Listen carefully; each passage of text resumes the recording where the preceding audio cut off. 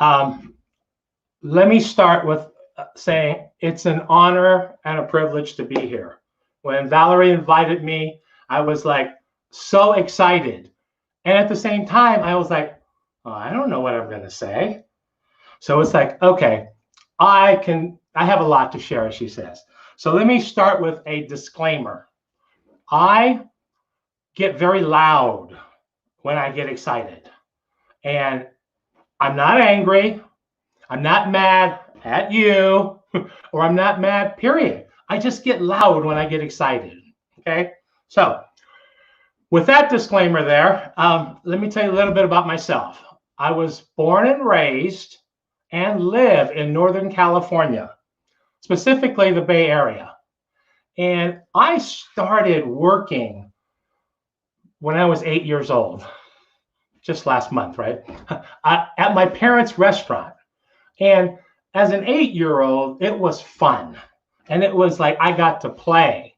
But as I got older, it wasn't that fun. But one of the things I didn't realize in that working, and also at times I felt like I was a slave, I actually learned skills that I didn't realize until I started my first business in 1986, which I was 26. Yes, that makes me very, very old today, especially when I still think I'm in my 20s. Anyways, that first business that I started, I sold it. It was like 5 to 6 years later. And my plan was to sell it, I think it was like 15 years later. So it got sold early, okay?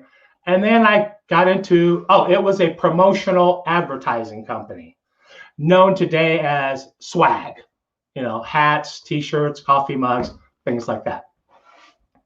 And then I got into real estate in 1991, and I bought a lot, subdivided it, and built 3 houses on it. And over the course, then I actually got out of real estate because it was late 90s, mid 90s, and the market has crashed. So I got out, not too bad, not with the profit I was expecting though. And then I got back into real estate again when the market was right for it. And I started a real estate company, and I raised over $8 million to purchase residential property and commercial property. I was doing things like condo conversions. And I actually ended up buying over 500,000 square feet of commercial office buildings. Now, here's the thing. You probably heard stories like that before from other people.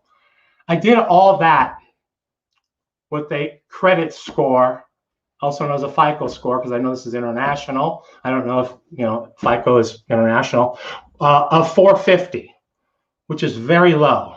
I had terrible credit. I had gotten downsized and was just trying to pick myself back up. I say to my partner Rose that I was playing wall ball within the gutter and with the gutter.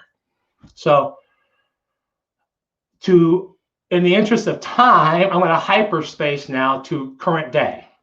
So currently, I own 3 different businesses that I operate. And since the real estate, I've built 9 different businesses in 9 different industries. So currently, I have, as you may have heard Valerie say, I have a credit card portfolio for over 10 years now. And I know people have heard about residual income. That is true residual income. I haven't done a thing in that business in years, and yet I still get paid every single month from 2 different companies. Okay, and then I also started and own a CBD company, and that was jumping on the trend of cannabis becoming legal and CBD have all these medicinal healing factors without the hallucination. So it's a great thing. That is my timer, but I'll go fast in the respecting and honoring the time that we're given. The other company is a business consulting company. So enough about me. I want to talk about you. So, in case you didn't know, you can accomplish anything you want. Anything. And the only thing that's stopping you from accomplishing what you want is, guess who? It's you. Okay? There's always opportunity if you can see it. However, we as humans tend to listen to what other people say, or the media. What other people say, oh, you can't do that. Every single time that somebody has said to me that I can't do that, guess what I said? Why not? As long as it's legal, why not? So it really is what I don't like using the labels and all the buzzwords, but the shortest way to describe that is mindset today. Me, I call it attitude. I have a lot of attitude. And so why not? How come I can't do that? So I would say, listen to people that inspire you. I mean, if they don't inspire you, why are you going to listen to them? Why are you going to listen to somebody who says, oh, you can't do that. So-and-so tried that. Or when I tried that, don't listen to them. In actuality, get away from them. They're not doing anything for you. They're not inspiring you. You should also listen to people who have done what you want to do or what you're looking to do. Someone who has the same values that you have. Somebody is headed in the same direction that you're headed. And here's the big one that I always caution people about is the people who are front row spectators. They can speak about anything conceptually, but do they have any experience? I always ask, what's your experience? How many years have you been doing this? You don't ever ask, well, how much money have you made? But, how many years have you been doing it? I want to share a live example that's recent. So I have a rare thing is I have trigeminal neuralgia, which is the 3 nerves on the side of your face. Extremely painful. And with my MRI and conventional medicine says I should have surgery. And I met with a neurosurgeon and he says, I will drill a hole in the back of your head the size of a nickel and then go in through there. I'm like, I don't want to do that. I don't want to do that. So my girlfriend Rose, she's been doing all the work. God bless her. You women can do way more than men. I should have said that in the beginning. But we're looking for alternative treatment. And she found a chiropractor that specialized in this one procedure called NUCA. Younger guy. He's younger for me because he's younger than me. Well, anyways, he was treating me and it was okay. He actually got me pain-free for 40 days and then the pain came back. And I just said, I'm tired of him. I don't like him.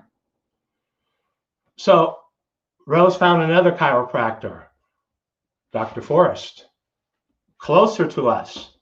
And when I met with him, was interviewing with him, I said, well, how long have you been practicing? He goes, over 40 years. He's been practicing more than the doctor has been alive, the other guy. So experience for me, and I would recommend that to you, is more than anything. And also, don't follow the media and what's on TV. It's terrible. Do what inspires you. There's no rules. Why wouldn't you do that? Don't give your power away to anyone. It's yours. You're the one. It's all you. Okay? And one of the things that when I'm working with my consulting clients, they can't make a decision.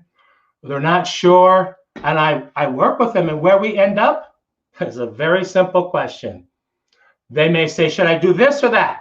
And I say, which one makes your heart sing? It's got to make your heart sing, and you have to have fun. Because other words, it's work. You might as well get a job. Most people, well, not most people, I take that back. There's people who a job is appropriate and good for them. And there's other people like myself who a job, no, won't work. I don't like being told what to do, And so inside those 9 companies, I started a parent company, and it's called From the Heart Companies. And each one of those 9 companies was owned by From the Heart Companies. And each one of those companies had to follow the guidelines that I made up for a From the Heart company, which the basic piece of it was it needs to have a line item expense, just like payroll, taxes, and advertising, that gave back to the community in which it operated. The business is there. It's part of the community. Be a part of it. Get involved with what's happening in the community. Make donations. The more you give, the more you will receive. And that saying or cliche is true. I invite you to try it. It is better to give than it is to receive. I'll say this, and I know everyone's had it at some point in their life, where they've helped someone, another human being. And in that help, it was priceless. The feeling that you got cannot be bought. Literally, it's priceless. And I don't mean that commercial Visa or MasterCard or whatever it is. You help another human being, the feeling that you get is priceless. Okay, the final thing I'm going to say, like in words of wisdom, is take your next step. And that's different for everybody. If you take whatever the next step is for you, you're just moving forward. It doesn't matter what speed you're moving at.